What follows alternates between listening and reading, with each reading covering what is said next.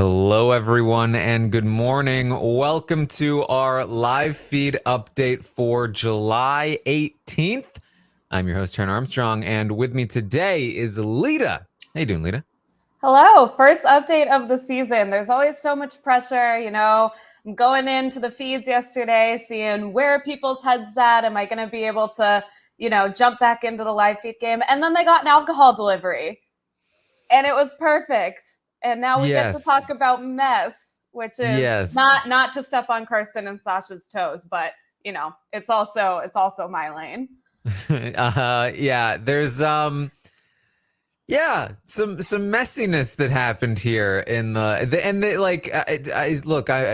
am famously an alcohol expert, but I'm pretty sure they didn't have a lot of it, but it still managed to have a big effect.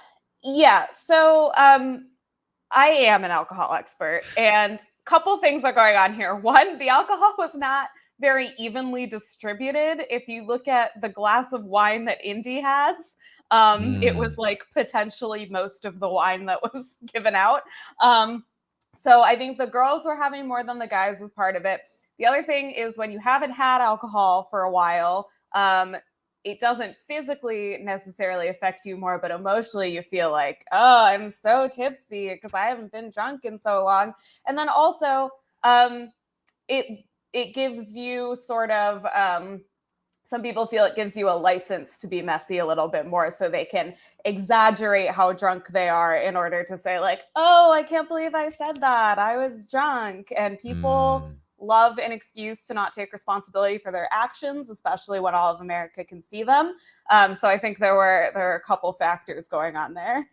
I think you nailed it. All right. Well, we are here, of course, to update you on everything that happened yesterday on the Big Brother 24 live feeds. It was day 12 in the house, and as you can tell, the things got a little weird last night. We'll get to that.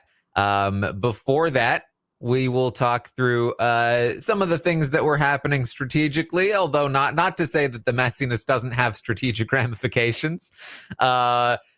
It was another day of a lot of little game talks that mostly added up to the same thing.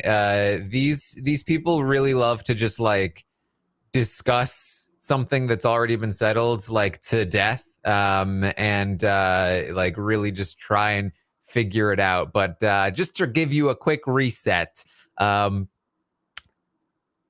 is the HOH. She nominated Taylor and Pooch for eviction. Michael then won the veto. He still hasn't even not used it yet, but he still intends to not use it. It's still only Monday. We have like 4 more days of Pooch before we finally get rid of Pooch. Imagine how tired we are. He still intends to not use it. Everyone still intends to vote Pooch out. Now, the last that we talked about this, of course, Kyle and Monty within the Pose Pack Alliance were trying to fight this, trying to push back, trying to get Pooch to stay because they were told that Taylor wanted to backdoor Monty and target Kyle. And so they've been trying to do that, but here in the start of the day, they've received a decent amount of pushback. Remember, there was a storage room conversation where Nicole really was like, Monty, deal with it. And they've kind of come to the conclusion that there's not much they can do here, even if they wanted to. So they're now kind of at the point where they're ready to concede that, okay, the Pooch thing is happening, but Taylor needs to go next week, or I don't know about this alliance. Yeah, that's definitely the only problem with this alliance, I would say, is this uncertainty. No, this is a mess. But yeah, there's a lot of talk between Amir and Nicole about the future. But like you said, it's a lot of just like, oh my God, we have so much time before this freaking veto is used. Yeah. So they're kind of feeling that way. They think that they're also frustrated with Jasmine and Who isn't? Kyle. Sorry, what? Who isn't? Fair. So maybe some of the other women. Oh, I But meant of universally. yes, some of the other women are the only people in the universe. I'm saying. Right. Uh, that they're frustrated. They feel like Jasmine is like trying to pretend like she doesn't care that much, but actually she really wants to. And I think this is sort of the danger of having trash talking Taylor so much and then going ahead and doing something that's actually good for her game. It's like, well, she's talking out of both sides of her mouth here. She's sneaky. Well, yeah, and that's the thing that's unfortunate for Jasmine's gameplay is that like it's not even that she's being like sneaky or even like intentionally two-faced for like gameplay. It's literally just that like she is such a relentless shit talker that like it's obviously going to come back to her at some point, but it is not strategy. She genuinely like doesn't know what she wants as HOH, and it's resulting in like people being like, "Ooh, Jasmine said this, but it contradicts this." But it's like she's not even like trying to be like, manipulative or anything. She just like shit talks everybody. Yeah, it is funny because you see this a lot. People that are easily manipulated in the game are often the people who get like the worst reputations for being liars and manipulators Yeah. because because they're not consistent with their actions and their words and everything, right? Because they're being convinced by other people to do things that they don't necessarily fully believe in, and so they end up coming off the worst. Whereas the people who are just like doing something you don't want them to do, but they're being very like blunt about it, you're like, oh, all right. Yeah, and I mean like it's always better like in the game, maybe not in life, but at least in Big Brother you come off way better if you're like talking trash about somebody for a strategic reason, or like what your goal is when you're like lying or doing something. Whereas like I think Jasmine kind of uses it as a bonding technique, and we'll talk about this with the flirting a little bit later, but I think these women have sort of misguided ideas about how to bond, particularly with other women, and I think it reflects negatively for how this alliance is going to go. Well, the women are going to continue to be concerned about Indy. This is another thread that was started yesterday on the update. I talked about how Indy had made a comment about Monty saying like, hey, I could see myself in the end with Monty. And, we weren't really sure like what exactly she meant by that or why she would say it. And they're also a little bit confused. They're like, what did she mean by that? Does she have a crush on Monty? Because she certainly talks like she does, but she also talks like she has a crush on Joseph. And anytime we talk about targeting Joseph, she is like, no, no, no, not Joseph. And so, like, what's going on there? And so they start really feeling like they're not into Indy. Like she's maybe got to go soon. We're not sure, but they're really frustrated with her. And in the meantime, she does go straight to Monty and Joseph, and she's like, "Hey guys, I just want you to know that I would be like super disappointed if you guys betrayed me. That I would be very, very upset about it. So don't do that. Don't screw me in this game." She feels like they should, basically, because remember, you might remember a little while ago, Indy and Joseph talked, and that's why Indy's been protective of Joseph. She really likes him. They have a connection. One of the few game connections Joseph has outside of the bros, and unfortunately for him, the bros are mostly just Pooch and Turner because the other bros are with the pose, and so so so they've been kind of like on that level, and so she's really trying to like get in with them, work with them, and the women are seeing it. Yeah, Indy is playing Big Brother as if it's Bachelor in Paradise. Taran, I'm sure you're very familiar with this, but in Bachelor in Paradise, if you don't have a match at the end of the week, you go home. There's an uneven number of men and women, and gay people don't exist.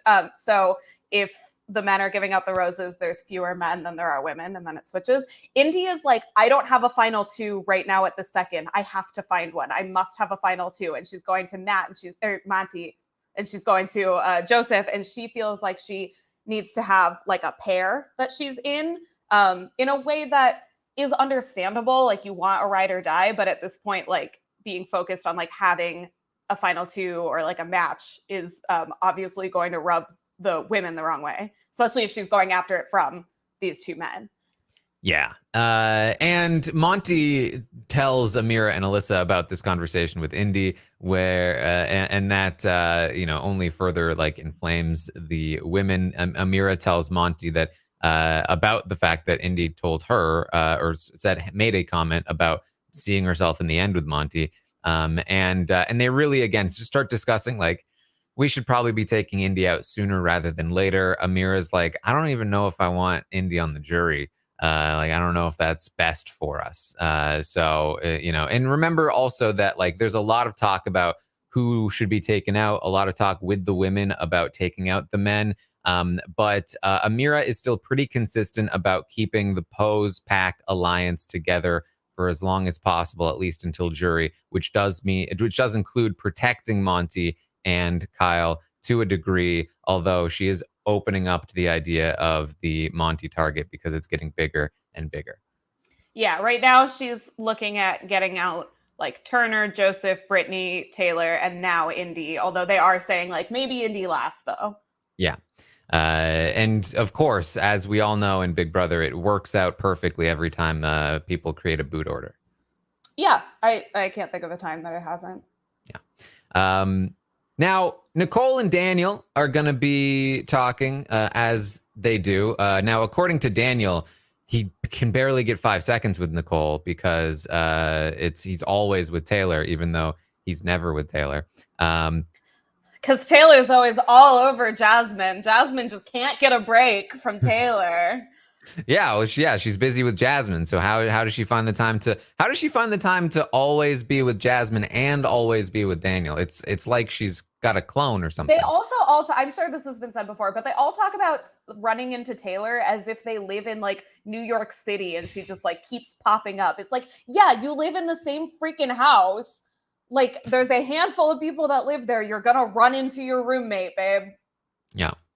But he is going to spend some time with Nicole. Now, he is bonded with Nicole a lot, obviously. Prior to this, they have a final two. They are probably the closest people in the house at this point, and this conversation really kind of like only further consolidates the relationship here. He's told her about the story of his brother's murder. When he was a kid, his brother was murdered, and they actually just never found the murderer. And it was obviously a very traumatic experience for him as a kid. And Nicole, being a former police officer, decided that ever since he told that story, felt like she had been wanting to tell him. And so she finally does here on day 12. She tells Daniel that she used to be a cop for 10 years and that she worked on cases just like the one with his brother. And she knows exactly how it feels she's at least experienced or been in many experiences where she's dealt with, family members, people who have been in this situation, and she knows what it's like for somebody to have to like sit at home and just be scared because the murderer essentially is still at large. And he breaks down into tears and talks more about it, and it's like hugely bonding here. Yeah, I mean, I will not editorialize too much. One thing that I did think was a little odd, and obviously it was fine, and this didn't bother Daniel, but Nicole sort of spends this conversation like making excuses for the police and being like, oh, that must be hard that they never like found the guy, but like police are really under-resourced and like we just like don't have the, and it's like, I don't think that's what I would want to hear. It was just like, oh, they were doing their best. But anyway, we will not get into this issue. Yes. So that's Daniel now knows Nicole's secret. And that's basically it for that. There's more talk about how the vote should go down. especially with, Kyle and Monty, who, again, when the plan was pitched in the first place, Monty was like, oh, I would want to vote to keep Pooch, to save face with the guys. And Kyle was like, no, I'll vote Pooch out. And then was kind of like, convinced by Jasmine, like, wait a minute, maybe I shouldn't want to vote Pooch out. And then they decided that maybe they shouldn't want to vote Pooch out at all. And maybe nobody should vote Pooch out. And now they've kind of agreed, like, okay, I guess I should vote Pooch. I guess we should collectively vote Pooch out because that's what the women want. But should we still personally vote Pooch out because we still want to save face with the guys? Are Joe and Turner going to be pissed if we vote Pooch out? Should we not vote Pooch out? They're not sure, and they're having lots of conversations about it. Yeah, they're terrified of this women's alliance, to which, like, this season has been pretty interesting from the perspective of, like, these are people who have maybe in different words, or in a couple of cases these exact words, who like don't see color. They're like, oh, I'm not gonna let like race impact the game, like blah blah blah, but they're like so concerned about gender. And just like in my mind, I'm like, what is this like breakdown where they're like, it's okay to acknowledge that there are gender dynamics at play, but as soon as we acknowledge there are race dynamics at play, then like we can never acknowledge that. I have been thinking about this, not specifically in regard to the race situation, but with the gender thing. It has been very divided along gender lines this season, more so than almost any other season, at least in recent memory. There's usually, other than OTT. Well, it doesn't count. There's usually like an initial, like, because when you initially go in the house, you're drawn to, again, people that are similar to you, and gender is a huge, thing, but right? People will never acknowledge that with race. Well, yes. I mean, luckily, sometimes, like last season, we have some people that are a bit more conscious of it. But, well, I mean, the white people will never be like, yeah, I gravitated towards them because they were like me. Right. But yes, so people, they gravitate toward people that are similar to them. And so the gender thing is often an initial bonding thing. That's why we often get these like, and I think that's a large part of where the reputation comes from of like women's alliances don't work out, is because they're always like starting on day one. Yeah. And it includes most of the women. And then they kind of over time find out, actually, we don't get along that well. And because it wasn't really based on their personalities, it was based on their gender. Whereas, other alliances, they come together based on the relationships that have developed, and they're much more likely to stay together. Obviously, there are a bunch of other factors that we've talked about a lot, but this season, that kind of happened. The girls came together, and then they've kind of also split apart, with Brittany, throwing Amira under the bus, the whole indie thing that's happening right now, the Taylor thing in the first place. And so there's definitely dissension, but the gender divide is still sort of like staying alive. And I talked about this a little bit yesterday, that Taylor mentioned it, and a few other of the women in particular have mentioned it. They're talking a lot about last season. And I think I think that this is, like, a lot of people are like, what is going to be the ramification of like the cookout? I feel like, yes, one thing is that we are seeing black players in the house like, all right, we're not doing the cookout thing, this like very intentionally not doing the cookout thing this time around. But also the end result of what happened with the cookout, especially with Tiffany. Again, they've specifically mentioned Tiffany. They feel like Tiffany got screwed. They feel like if Tiffany had more women in the end with her, that she would have been the winner.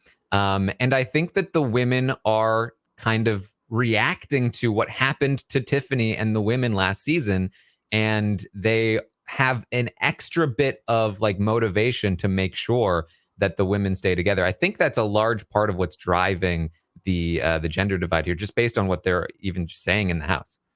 Yeah, I think that's definitely true, and that's astute. My position is just that, like, I think it's ridiculous to go in and say, like, oh, like, race has nothing to do with, like, my calculations on the game or whatever, and then be like, the women are making an alliance. Like, gender is, like, the thing that I'm the most worried about. Is, like, I understand that it's different, right? Like, a men versus women thing is, like, a very different situation than, like, the cookout. But like, if you're gonna acknowledge that social identities like play into the way that you're viewing the game, like you have to acknowledge it wholesale. You can't just be like, I see gender and that factors into my strategic calculations, but race doesn't. Like, I feel like people, like, obviously people aren't going to be like, they're not going to go out there and be like, I'm with this person because they're white, but it should cause you to examine that and at least like have some reflection. And like, you know, it's too much to ask these particular people to think that critically, but just something that I've noticed with like, gender has been a factor in these reality shows since the dawn of reality television. And obviously so has race, but it's just the way that we are allowed to acknowledge, like, I feel this way about this alliance because of their gender, but these players refuse to acknowledge it when it's race. Yeah, I mean, I think that's a very good point. Very, very well said. So that's where they kind of stand on the or that's what they're talking about with the pooch situation. Who's allowed to vote for who should vote for who, what should happen with it. There's talk about now that things are kind of starting to get closer and closer to the veto ceremony, to the eviction vote. There is talk amongst some of the women about like should we tell Joseph and Turner ahead of time? Now that like we've got this locked in. And Amira kind of, talks to Kyle and comes up with an idea of like, well, we were discussing that we might tell Joe and Turner about the vote, like maybe last second, maybe just a little bit ahead of time, and say like, oh man, the house flipped and we're just going in this direction. And that would kind of give Kyle and Monty the excuse they need to vote Pooch out because their votes don't matter, quite frankly. So they might as well. And the reason that Kyle and Monty are feeling like, even though they have permission to vote for Pooch to stay, they don't want to give Taylor an extra excuse to come after them by voting her out, knowing that she's staying. So they would love to vote for her to stay if possible, while also not pissing off Joe and Turner. And so the plan right now, which was a pretty obvious plan in the first place, and maybe they should have thought of, they shouldn't have taken a mirror to think of this, but is probably going to be something along the lines of Joseph and Turner will be told the votes weren't there, and so we had to go with the house, or we have to go with the house, or whatever the case may be. That's kind of the tentative plan here, but again, there's a lot of time still until the eviction. Too much time. Yeah, and also, like, please don't ruin the blind side. This is what got Derek F on your shit list to begin with. You hate when people ruin blindside. Like, come on. You don't have to tell them ahead of time. You can tell them after. Oh, sorry, we didn't have the votes. Easy. Yeah. All right. At least, look, I get it, though. Like, this is at least a strategic reason to ruin the blind side, as opposed to other times that have not been strategic reasons. Where it's just like, I'm a nice person. I'm a nice person, or I just want to ruin the blind side. Yeah. So we did get a diagnosis for Jasmine's ankle, that it is a level 3 ankle sprain. Which a quick Google search, because I am not an ankle doctor, told me that this should probably mean that she is basically off her feet for the duration of the season. Perhaps it said it could take up to like 12 weeks until you're back to normal. So. Yeah, I mean, it's serious enough that everybody has to like be her servant, but not serious enough that she has to leave. Great. The last time we had a player that couldn't walk on Big Brother, she turned out to be everybody's favorite, and we loved it. So look forward to Christmas 2.0. Oh, yeah. I mean, very much look forward to Jasmine being in the final 3 at the very least. 100%. Yep. If you're on crutches in these shows, happen to Missy on San Juan del Sur, you're making finale. Yeah. Wait, was the I'm sorry. I only saw a clip of this. Was the shrimp and rice thing from yesterday, or have you already talked about that? So I think it happened the day before yesterday, but I didn't specifically reference it. Can I just quickly? We've joked about it a little bit. Okay. Just if you haven't seen this, the very quick version is that Jasmine specifically asked Taylor to make her shrimp and rice. She was like, "Will you cook for me?" And then Taylor did it, and Jasmine was like, "Oh my God!" Like we got back, and Taylor was like, "Can I make you shrimp and rice?" And I was like, "Leave me alone!" Like it's literally insane. Yeah. Typical Jasmine. Yeah. So it's gonna be that for the rest of the season. But I'm sorry to hear you're not an ankleologist. An ankleologist, is that what ankle doctors are called? I don't know. An oncologist, and people are like, "Oh, you're a cancer doctor." No, not an oncologist. An oncologist. Yes. So we also had probably nothing super serious, but Joseph is going to be training Terrence and Michael. And remember, Joseph is a personal trainer, also a lawyer, or at least studying to become one. I'm not sure exactly which, but he is also a personal trainer, and he is personal training Terrence and Michael. Personally training. No, he is personal training. That's the official term. I am a personal trainer expert, so I do know the correct terms, unlike ankleology. Okay, apologies. So they're gonna be training, and because the thing is, people talk a lot about if you cook for the house, they won't want to get rid of you. And because that you're making food for them, which is a very common sort of thing, especially because June really popularized it back in BB4. And all respect to June, I think it did help June back in BB4.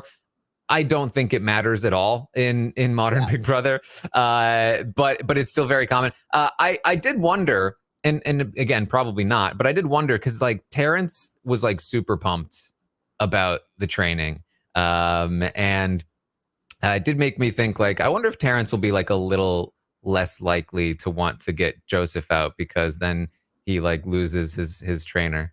Yeah, but that's anything. I mean, with cooking and personal training, it's more of a direct service. But I mean, that's just any bonding relationships. Oh, I'll miss the person that I play pool with. I'll miss the person that I have my late night talks with. There's always something like that. Oh yeah, and like I said, because the thing is, when it comes to game, none of those things really matter. If somebody feels oh, this is going to be what's best for my game, or for whatever reason, oh, people are telling me I need to do this, they're not going to care. Yeah. But I did think of it in the connection to cooking. I thought it was funny. Anyway, Taylor is going to bond a little bit more with the women over the course of the day. Primarily at night. We'll get into a little bit more of that later, but specifically because she's again telling them she's only targeting the guys, but we'll get into that a little bit more in just a second. So everybody's been like, Taran, get to the mess. I'm trying. Okay, we're getting there, because here it is. Okay, there's some flirting going on in the house. Well, they get this cake and alcohol delivery for an occasion that doesn't make sense. They're like, it's Joseph's birthday, which is in 5 days. And then they're like, maybe it's Indy's anniversary of becoming a citizen, which seems like a weird thing for Big Brother to give them a party for, but whatever. Yeah, honestly, it might have just been hey, we got some leftover cake from the office party. I seriously think it was just these feeds are kind of dead. Let's give them wine. There's some flirting going on. Now I queued this up a few days ago that Alyssa and Kyle were kind of flirting a little bit. It immediately got clocked by basically the whole house, and people have been talking about Alyssa and Kyle, specifically because they want to kind of put a target on their back for most of them. So prior to the alcohol, Alyssa does approach Kyle to kind of let him know hey, people are talking about us. And Kyle is like, no, they're not. She's like, no, yeah. I mean, I've heard a couple who's like, no. It's like, they don't believe it. They don't believe it though, right? It's like, oh yeah. I've had people, I think the people are kind of feeling yeah, it might be a little bit of a thing. Oh my God. Alyssa, what do we do? Boy, thank God this is the only awkward conversation between Kyle and Alyssa today. He's not pleased with this notion. He really does not want to be in showmance. So he's going to talk to Monty a little bit later about it. Monty's like, yeah, I think Alyssa's kind of digging your vibe, you know? And Kyle's like, no, I don't want to be in a showman's. I don't want it. He also just like doesn't like her. It's like, okay, I don't think he likes her. I think he's a little bit of a. I'm a bad boy. Okay. Hated hearing that. But yeah, okay, whatever. He's gonna reject her approximately 17 times over the course of this day. Yeah. So Alyssa gets a little tipsy off of however much alcohol there was. And the women are going to kind of convene. They're going to get together and they're going to tipsily discuss some of their preferences about some of the men in the house and what they would like to do to said men. Yeah, this is a really good example of literally when you're like, I wouldn't sleep with him if he was the last man on earth. Like, these truly are like the last men on earth for these women, and they're gonna sleep with them or they're gonna talk about it. These men do not deserve this kind of gossip, but here we are. There are no other options. Yeah. And again, I mentioned some of the misguided female bonding. Sometimes that happens through gossip. I think that some of these crushes, potentially, not to give these women too much credit, but I think some of them are a little bit exaggerated because they're trying to do like slumber party girl talk. It's certainly possible. I've definitely seen some maybe a little bit in denial takes on some of the comments that were made, but we'll see. Yeah. Well, I don't know. You never want to be the girl at the sleepover who like doesn't have a crush on anybody. Oh, really? Yeah, that's like if everybody's gossiping about like which guy they like usually if you're a girl at a sleepover, then like in like fourth grade or whatever, you make it up that you have a crush on somebody to like fit in. Oh, is that like oh yeah, there's actually this boy. He's at another school though. No, you don't make up a guy. You just say like oh, I like this guy, like somebody that nobody's said yet that is like potentially realistic, because it's like a bonding thing. And I'm not saying that these girls like wouldn't actually hook up with these guys or whatever, but I think there is an element of female bonding there. I also want to say we've seen just because Taylor is our hero this season doesn't mean that she's right all the time or that she's perfect or she's got great opinions. I mean, she's before even like all of this flirting, she like has a conversation with Pooch where she's like, I don't think you're going to face any backlash on social media. And if you do, everybody in this house will defend you. It's like, okay, look, she doesn't always have perfect reads. Yeah, well, she still has no idea like the majority of the things that have been said about her by these people. So I think we'll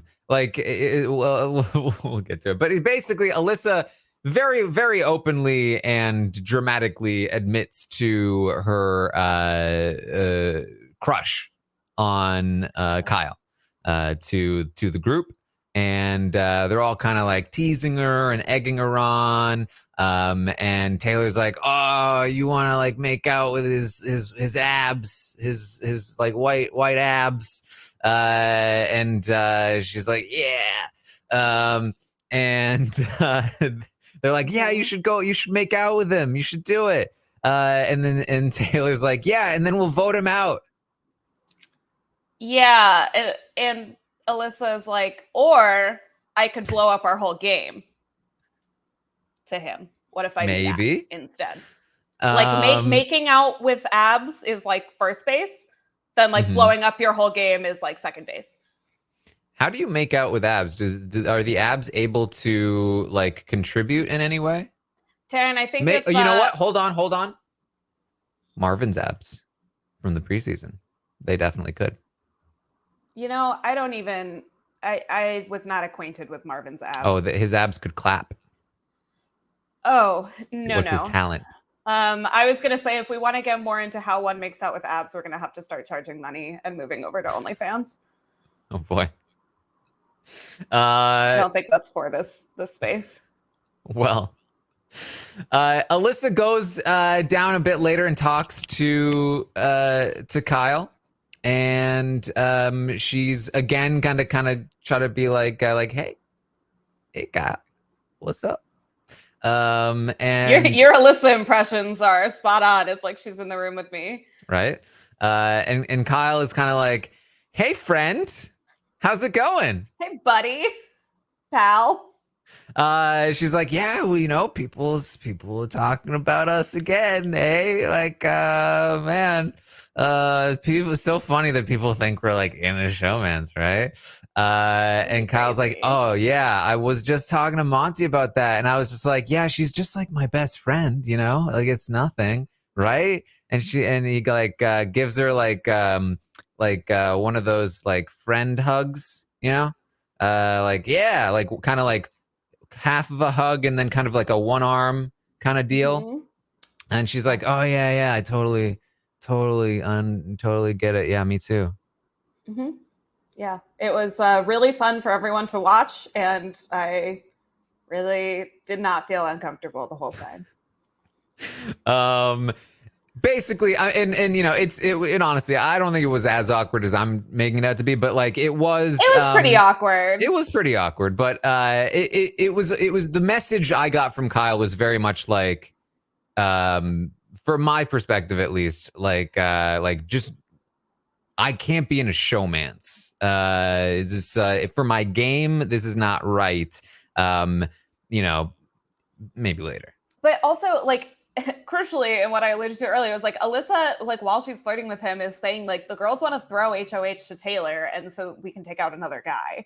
Like she says this to try to get close to him. Like, yeah, which I mean, he already knew that to a degree, but the fact that they're willing to throw the HOH to Taylor is definitely concerning information that may come into play a little bit later. So. So that's going on there. Now, there was also like a little bit of talk. Alyssa was thinking that maybe Taylor was interested in Kyle, and they kind of cleared that up. But there was a funny moment where Taylor told Kyle that he had golden retriever energy. And he was like, "Hold on, no, like bad boy energy." I'm a bad boy. She's like, "Oh no, sweetie." I was literally just talking about golden retriever energy with guys because this is a thing. Usually, like, I guess, like in this case, it's a girl describing it to a guy, and Kyle doesn't want it right now. But there is a type of guy who describes himself as a golden retriever, and that kind of guy is always annoying. They're like, I'm just like happy and I love everybody and I just like to run and like I'm so loyal. And it's like, like to run. Yeah, I don't know. That's what golden retrievers like, right? And then so. I think you give a man like a frisbee and like he's good for a couple hours. That's right? Fair. But there is a man that like there is a type of man that's like it's like almost himbo, but like himbos are great and golden retriever men are not. Yes. There's a self-awareness to himbos, or not a self-awareness, but like I don't care that I'm dumb, you know. Golden retriever guys are like always fuckboys, but they like say that they're like so nice. Okay, I forget what a himbo is. It was told. Kirsten's definitely told me before. It's a male bimbo. It's just like a guy who's really hot but really dumb. But they're usually like there's a connotation of them being like genuinely super nice, just really stupid.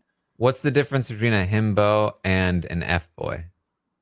Oh, himbos don't have like F-boys are like guys who will like manipulate you or like womanizers or like himbos are just guys that like hit the gym and are stupid but they're really nice.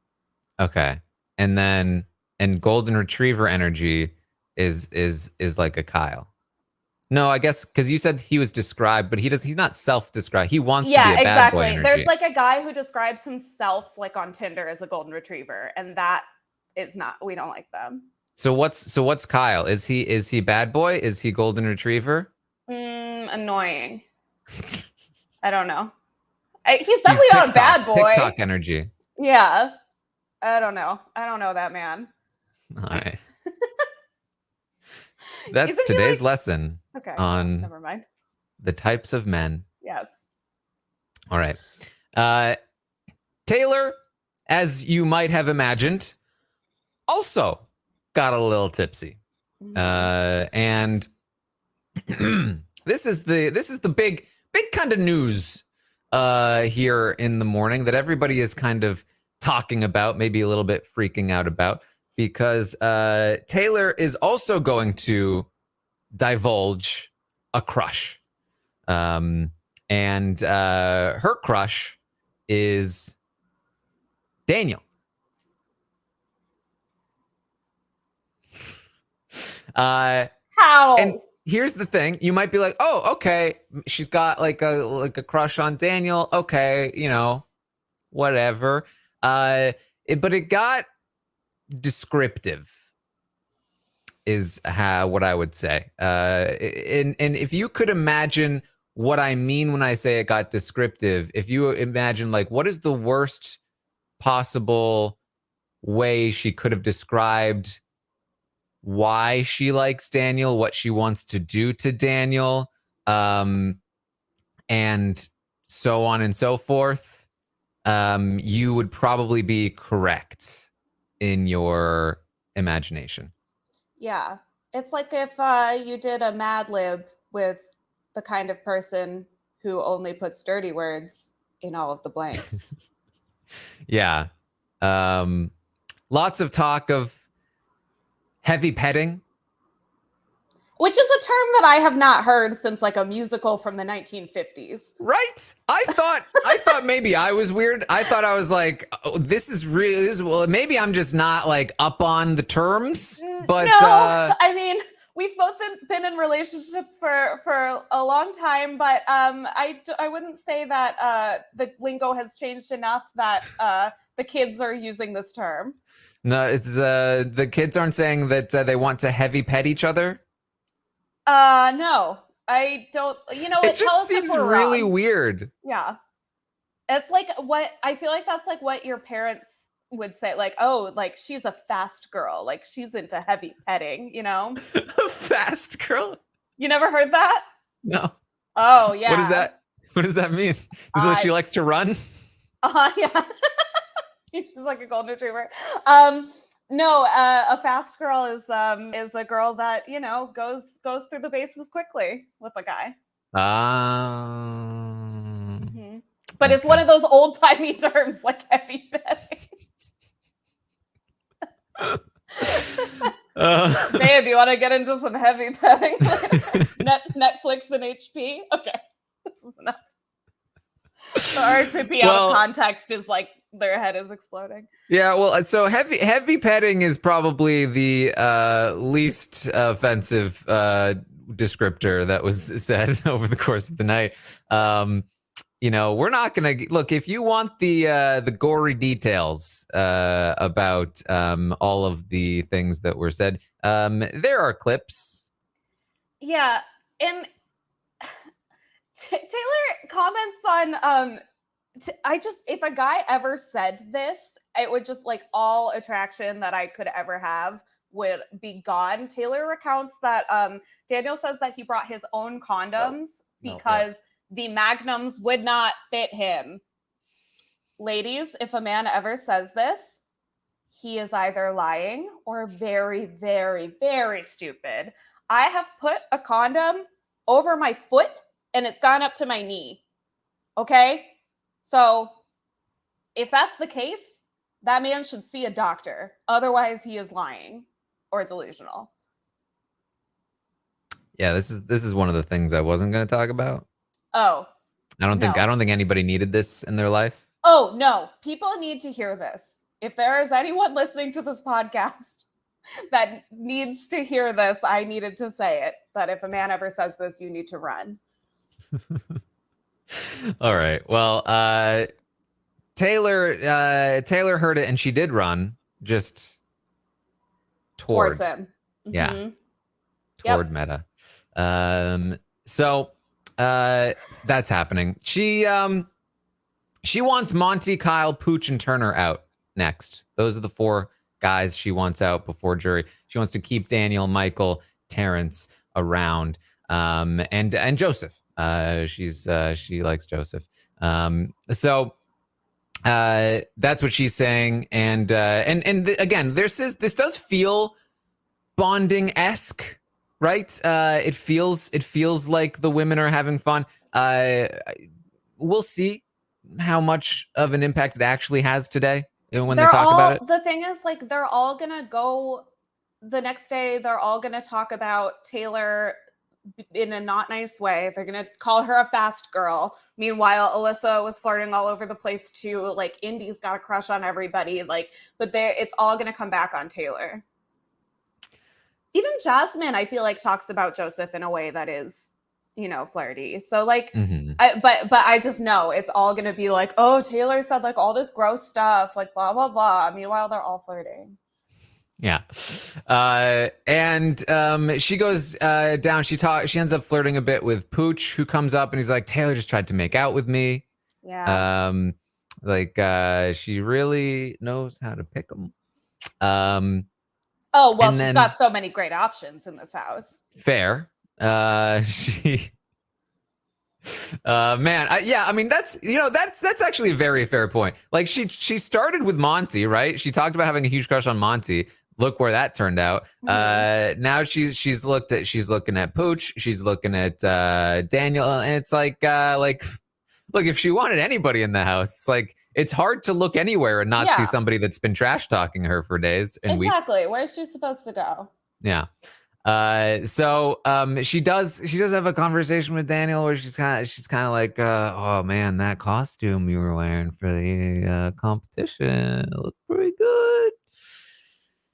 It's like, oh, thank you. Yeah. There's one more piece of gossip that we haven't touched on, Taran, that I can't believe you haven't gotten into. Brittany worked on a film with Jen City and Meg, and Turner worked at an escape room with McCrae. Yes. Okay. Deeply personal gossip from the alcohol. It's big stuff. Yeah. So just Taylor's not the only drama queen this evening. So I mean, I think that's about what we've got for you. I think you all have had about as much as you wanted and then more. And I'm back. Yeah, I think you turned this update off about 10 minutes ago. I don't think anybody's watching anymore. Hey, I give the people not necessarily what they want, but what they need to hear about condom safety. Well, that's anything else, Lita? Any other condom tips? You want to get the reservoir tip. Oh, not literally. Taran's never having me back. No, I think let's not we can kind of judge Taylor for her taste, but I think other than that, I don't think we need to no justifications are necessary. You can't control who you're horny for. And they're in a pretty extreme situation. So I think let's just cut Taylor a little slack here. Yeah, look, just like the spatula thing, no judgment. You like what you like. Yeah. Sometimes it's a spatula, sometimes it's an Elvis. Yeah. I'm sure she'll get out of the house and have a fleeting relationship with some C-list celebrity, and it'll be great.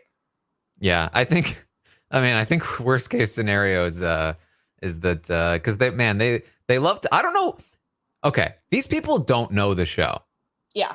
But no matter what level of fan you could be the recruitiest of the recruits, and you still will talk on the feeds about how you've heard that the jury house is where it's at.